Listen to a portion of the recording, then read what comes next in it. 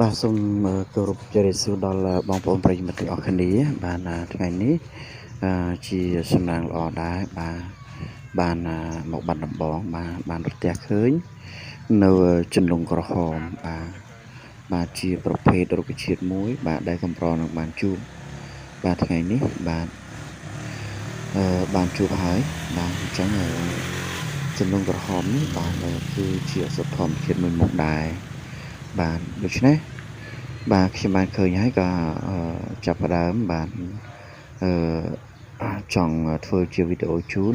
បងប្អូនប្រិយមិត្តទាំងអស់គ្នាឲ្យយល់ពីបាទសារៈប្រយោជន៍នៃជន្លង់ក្រហមនេះបាទជន្លង់ក្រហមនេះក៏អាចជា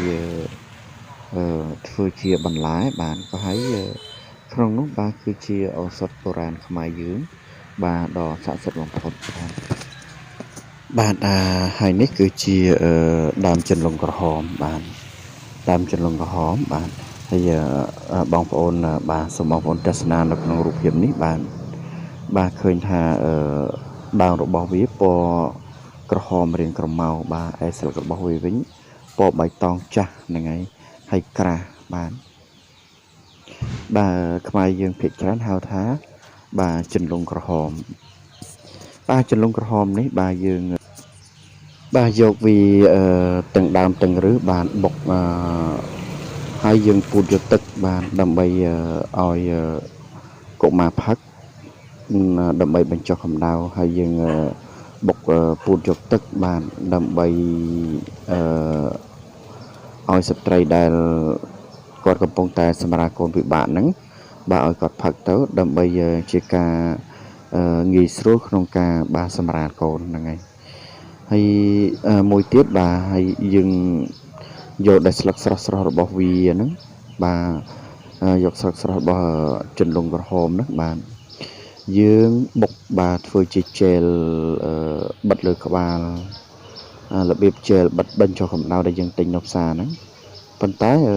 យើងដើម្បីកុំឲ្យអត់ថវិកាដោយសារយើងមានជន្លង់ក្រហមនៅផ្ទះបាទយើងបុកវាទៅហើយយើង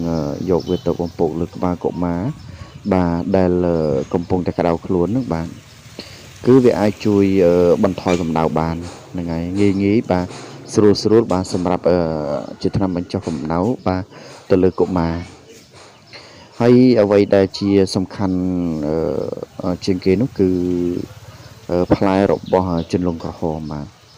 ផ្លែរបស់វាបាទជាឱសថយ៉ាងពូកែស័ក្តិសិទ្ធិមែនទែនបងប្អូនបាទគឺយើងយកផ្លែរបស់វាបាទបុកពូតបាទយើងបន្តទៅលើភ្នែកក្រហមបាទភ្នែកដែលអាឡែស៊ីបាទរបៀបជាភ្នែករមាស់បាទហើយមួយទៀតបាទភ្នែកឈឺដែរដែលយើង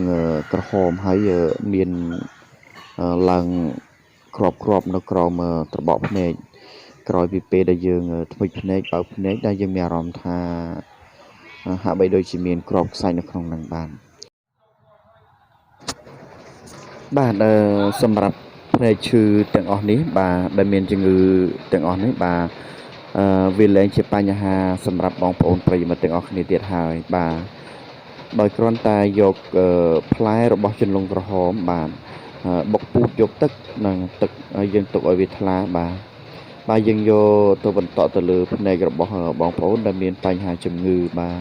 យើងបន្តមួយថ្ងៃ3ដងបាទហើយយើងធ្វើ3ថ្ងៃជាប់គ្នាមកយើងឃើញថាអាការៈដែលឈឺចុកចាប់ក្នុងភ្នែកឬក៏ភ្នែកក្រហមបាទធ្វើឲ្យភ្នែករបស់អស់លោកស្រីទាំងអស់គ្នាបានជាសះស្បើយឡើងវិញជាមិនខានបាទជាចុងក្រោយនេះបាទសូមបងប្អូនទាំងអស់គ្នាបានទស្សនារួចហើយបាទមេត្តាកុំភ្លេចជួយ like ជួយចុច subscribe បាទជួយ comment បាទជួយ share ដល់វីដេអូរបស់ខ្ញុំបាទ